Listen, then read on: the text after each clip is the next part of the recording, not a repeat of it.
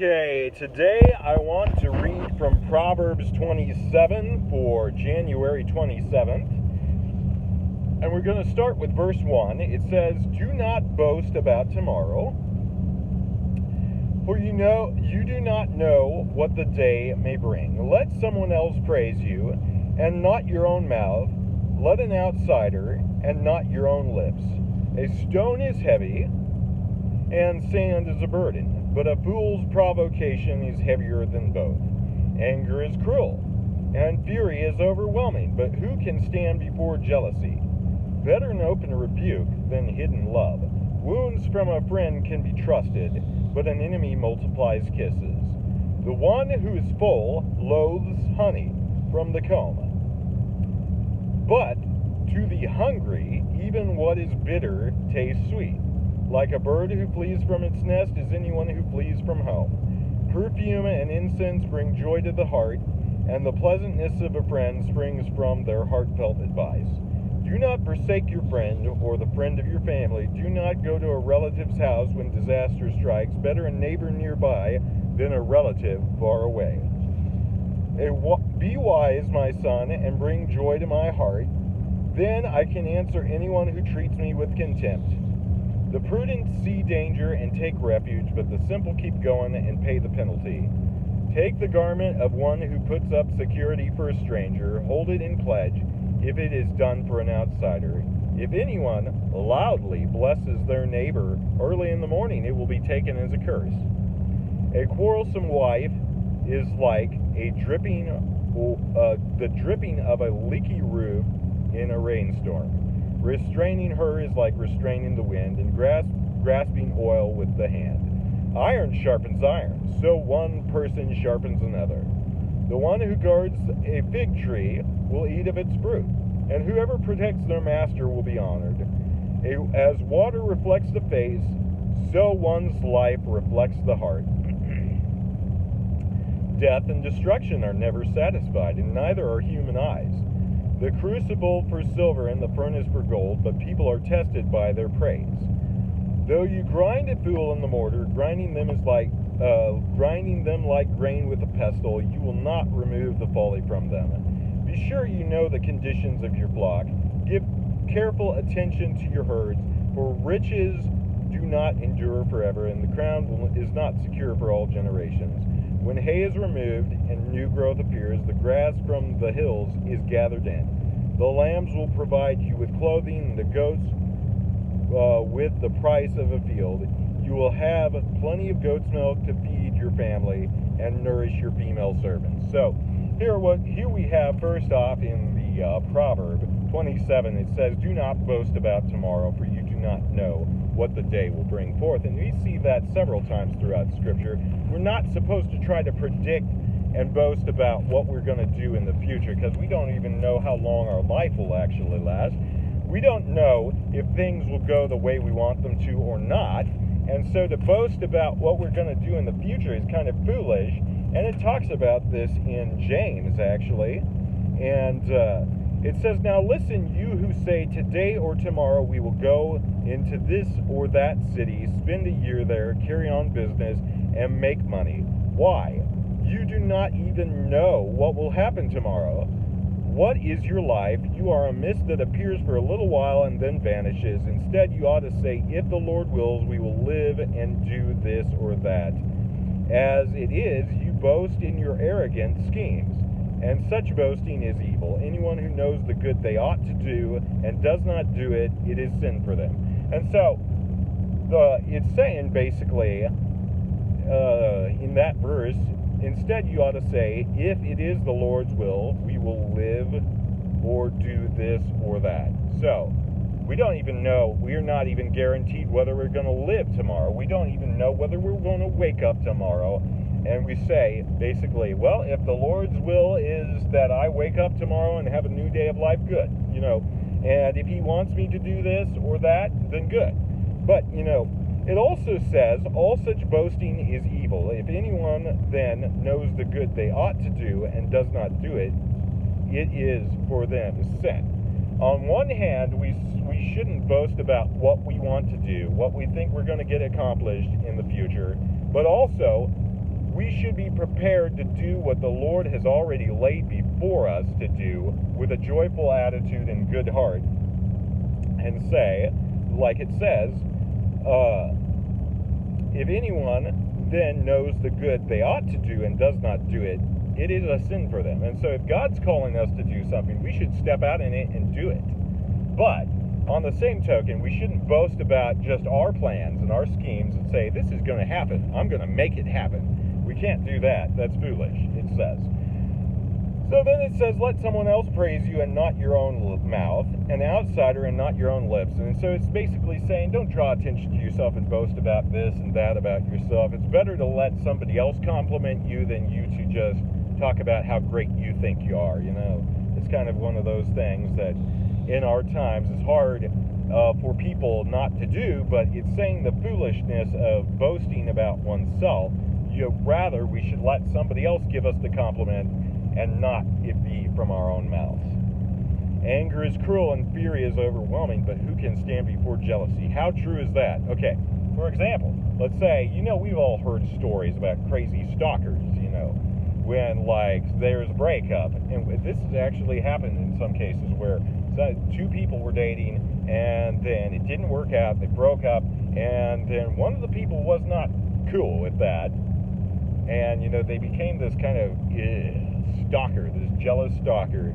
And some people have actually lost their lives as a result of this because they were caught up with the wrong person, and that person seemed like a normal person, but it took a certain amount of triggering to get them to become all crazed and jealous, and they started to do things that under normal circumstance they just didn't seem capable of. Jealousy is a horrible thing. And James says, for where you have selfish ambition and bitter envy, you will have disorder in every evil practice. And so often, the problems people have are often rooted in selfish ambition and jealousy and envy. And, that causes so much damage. That causes so much harm out of just those two things, selfish ambition and bitter envy. Horrible, horrible mindsets to have.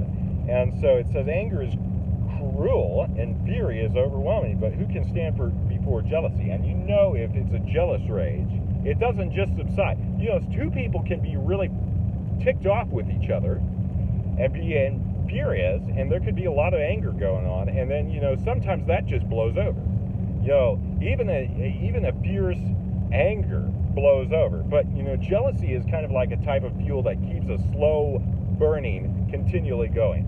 And that's why it's so dangerous, is because when people get mad, oftentimes it's just like, I'm mad, and they vent it out, and eventually they get over it. But jealous rage is a type of thing that continually seems to burn. And so if there's anyone who has a right to have jealous anger, it's the Lord. It's because it says he's a jealous God, and so he's jealous for our hearts and our emotions and our loyalty.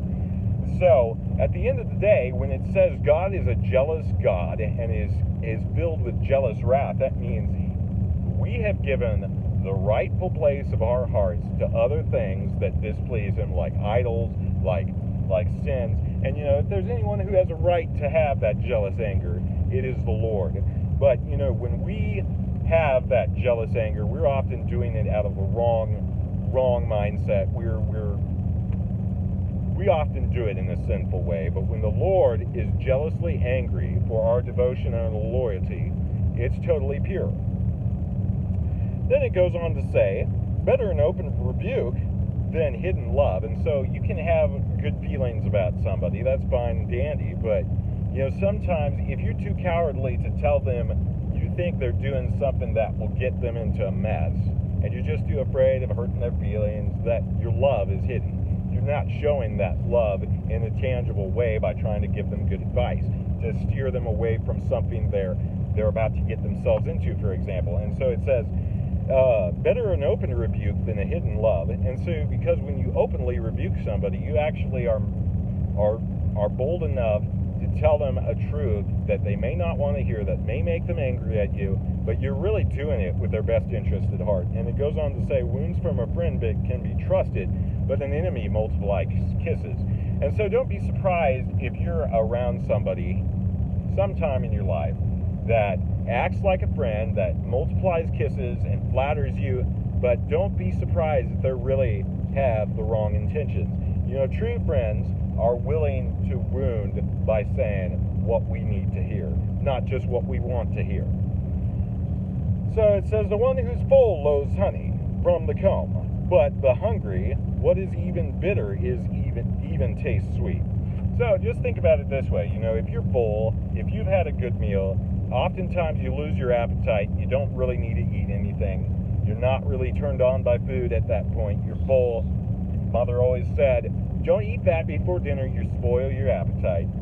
But the concept here is a person who is full and well fed does not really have a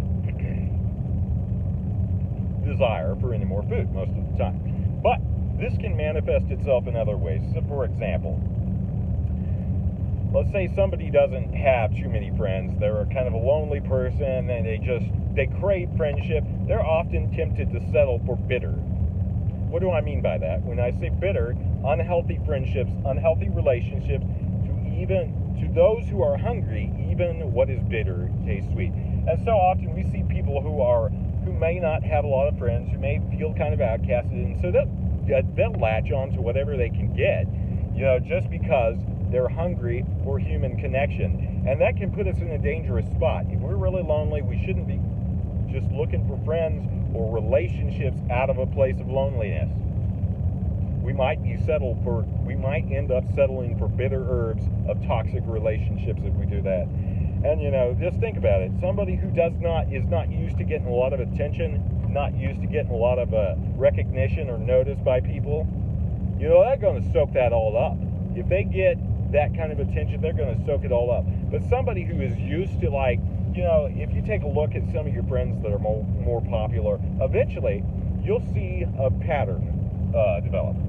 People who get a lot of attention from people, they actually may not enjoy it as much as somebody who's not used to that, because they get it so much, they get used to it, and eventually it can wear them out. If they have too many people trying to message them and contact them, and they treat them like a celebrity, they could get tired of that too, and they could just say, I just need some space by myself. And that's the concept we see playing out here.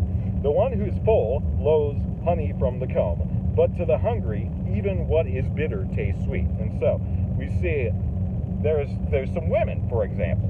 They get all sorts of attention from guys, and they get tired of it after a while, because some of those guys aren't necessarily wanting, the things that they really want. Yeah, they're actually, they're popular because they're attractive, and they get tired of that after a while, and maybe they were just wanting friends. But all these other guys that are like, ooh, and you got the point. But some person who is not used to, let's say, that kind of attention from the opposite sex, they're going to go crazy because they're loving the attention. And you get the point of this proverb. I'll read it again. One who is full loathes honey from the comb, but the hungry, even what is bitter, tastes sweet. And so, basic principle here, don't settle for just what is bitter just because you're not getting some sort of thing that you desire. If it's friends, don't settle for toxic friends just because you're lonely. Don't settle for a toxic relationship just because you want to be in a relationship. Basically that concept. Okay, and it says, like a bird who flees from the nest is anyone who flees from home. Perfume and incense bring joy to the heart, and the pleasantness of a friend springs from their heartfelt advice. So if you have a good friend that gives heartfelt, warm advice, they want what's best for you, that is like incense and perfume. Even if it's not words we like to hear, even if it's true words that are painful, then it's still like incense and fine perfume. Do not forsake your friend or the friend of your family. Do not go to your relative's house when disaster strikes. Better a neighbor nearby than a relative far away. And so it's basically saying, if you have a friend in town and you're in some sort of disaster, go to them. Don't travel hours to a relative's house just because they're your family.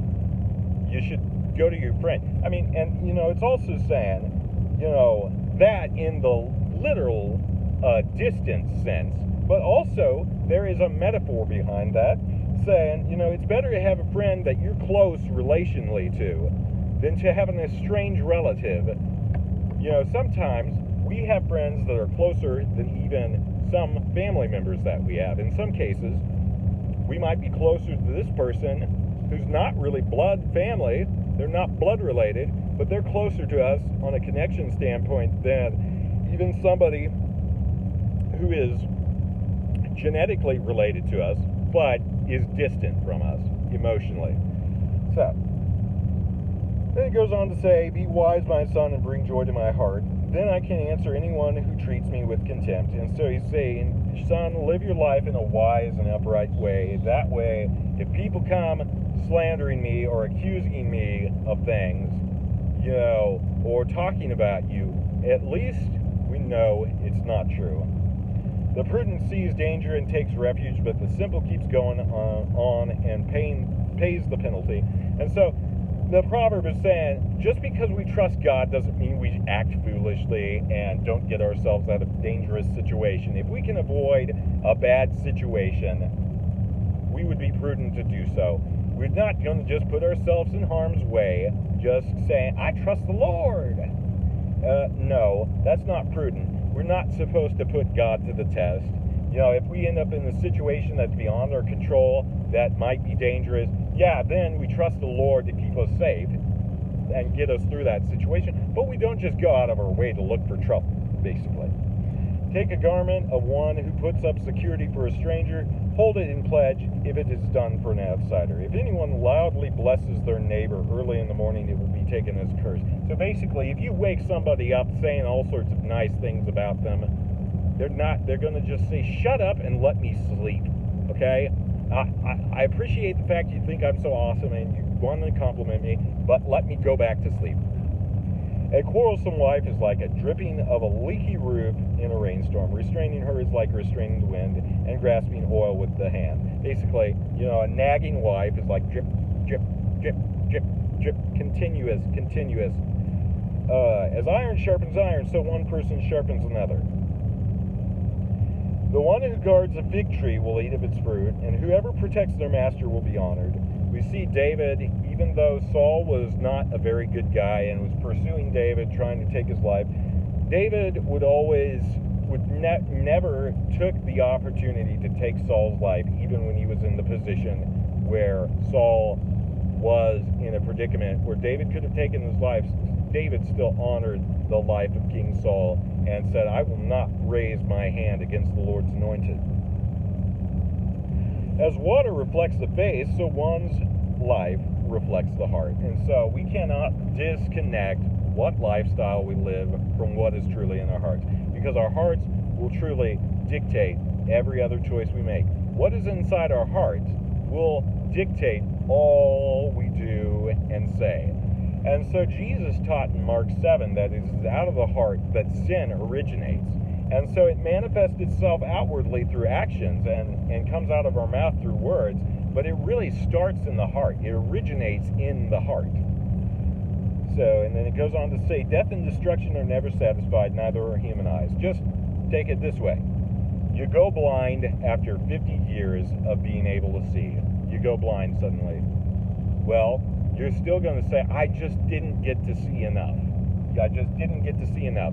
I mean, it doesn't matter how much you've seen throughout your life. If you lose your eyesight and you can't see anything, death, destruction are never satisfied, neither are the eyes of man. We always want to be able to see. If we went blind, we would say, I just wanted to see more.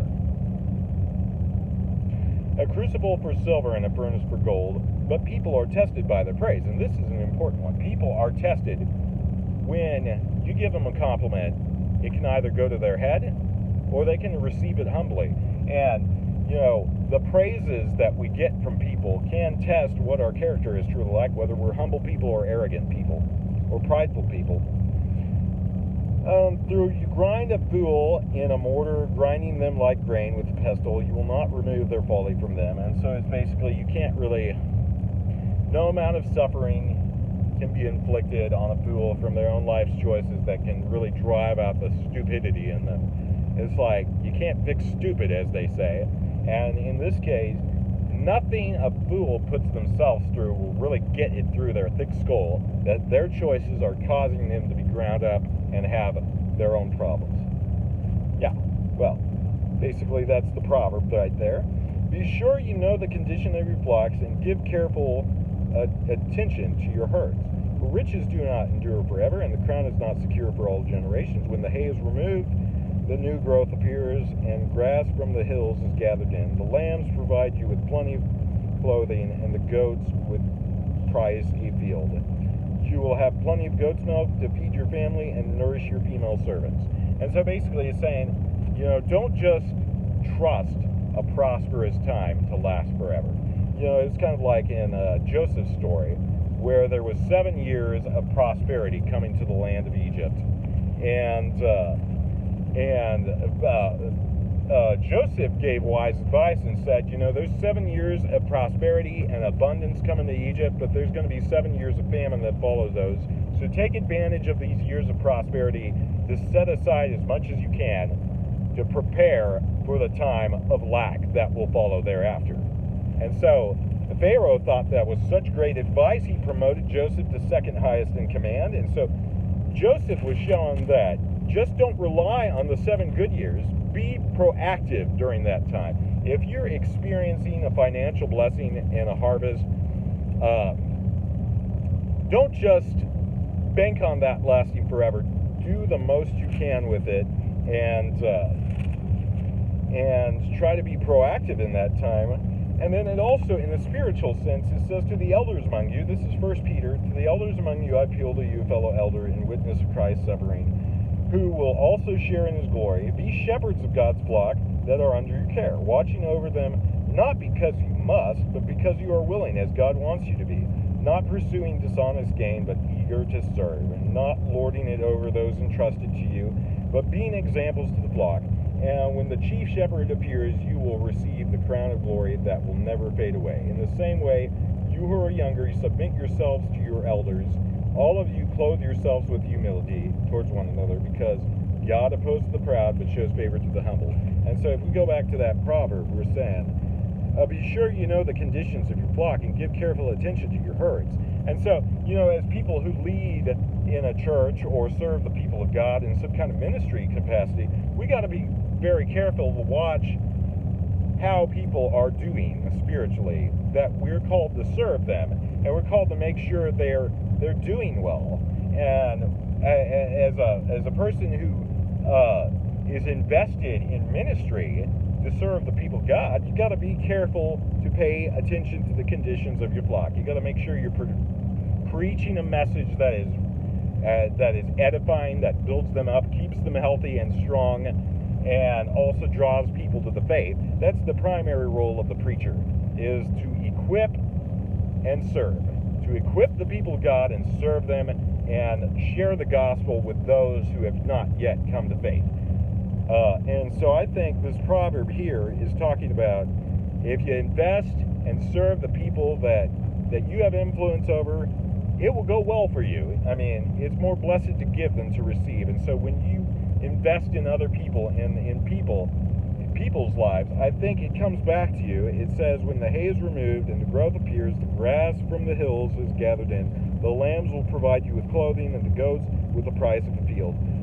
You will have plenty of goat's milk to feed your family and nourish your female servants. And so, not to say that people who are in a place of ministry should use that position to get money, but if you serve the people you are called to be in charge over well, it's a blessed thing. The people will begin to appreciate you because they know you genuinely care about them and are invested in them. It's like a leader of a country, for example, or a leader of a city.